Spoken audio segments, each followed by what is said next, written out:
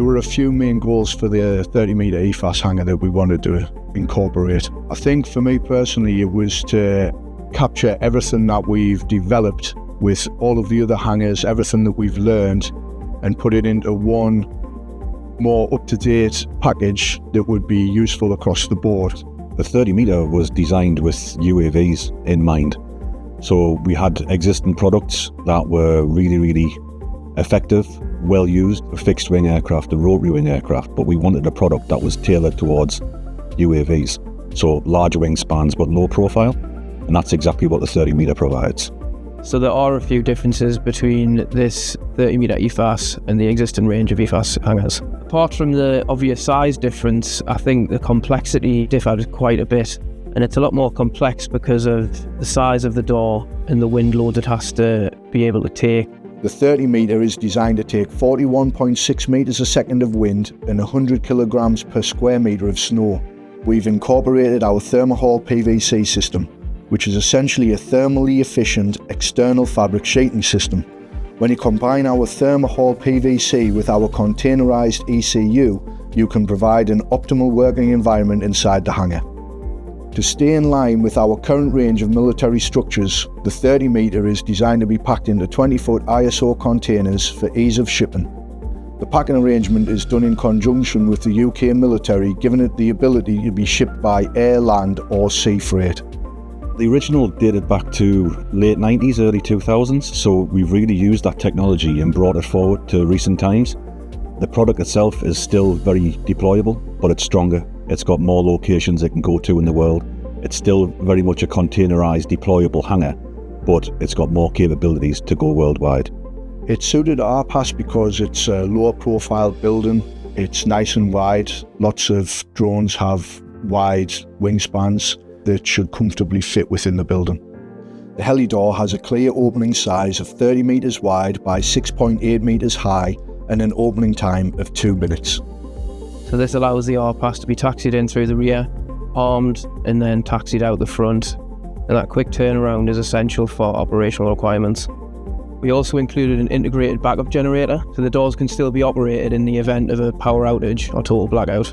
And this ensures the RPAS can stay in operation no matter what. NATO, alongside the RAF, placed a contract with Rubb buildings for 2 deployable 30-metre span by 21-metre long aircraft hangar systems. These hangars will help support the very first global deployments of the RAF's Protector RG-1. So the contract came forward from NSPA NATO, but it was very much written with 31 Squadron and the RAF in mind. However, we've tailored this contract and delivered the contract on the NATO contracting scheme, which means that hopefully NATO nations are able to place orders with us more easily in the future. We had a large amount of involvement from 5001 Squadron and 31 Squadron with regards to what they were looking for within the building itself.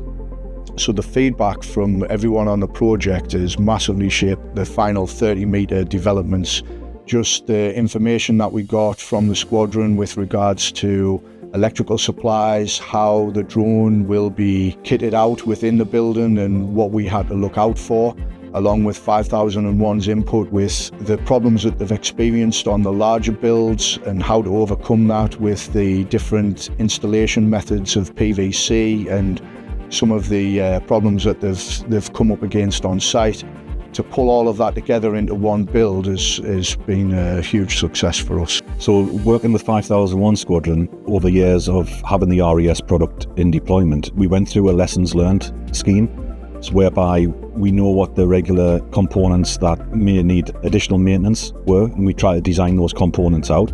We've tried to tailor the product not just for the client but for 5001 Squadron and the build team that goes with that, so that it's easily maintained, everything's accessible, but very much follows the same line as the existing RES product. So the benefit of doing the trial on site is iterations can be made really quickly. You can take drawings and ideas back to the engineers in the office, which is 5 minutes away, and get them implemented at the same day. A lot of the research and development work was undertaken via prototype and via trial. Very beneficial, not just for demonstration purposes, but for Rubb to learn also. We got to see the beast itself, how it goes together, the speed at which it goes together, how different components work and react with each other. Lots of things can be determined on a drawing board and lots of things can be visualized. The most effective way of prototyping and research and development is to actually build a prototype. So we went through a lot of changes. I'm very proud of how the team came together. We had all sorts of departments involved with regards to the site installation team, the design team, the production team, and that tailored very much the product in which we have today.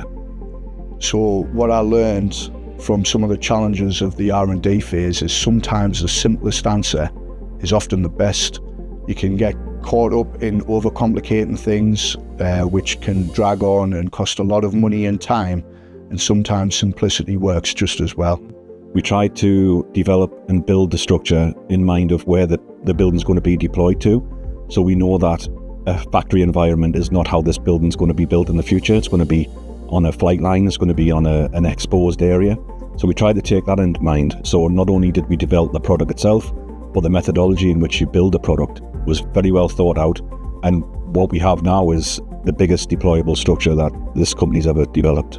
So overall, I think the whole experience will help us in future projects, from what we've learned from the contractual side with NATO to having the confidence and experience in the R&D work that we've done, and the way that everybody's pulled together on this project as a company is just gave me a huge confidence boost that we can take on anything.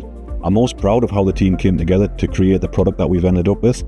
As I said earlier, things look good on a drawing board and in 3D modeling systems, but actually coming together and building it, the designers learned from the install guys learned from the designers, and then the production team, we have to manufacture things that flow through our factory processes swiftly. So all of everyone working together was what I was most proud of.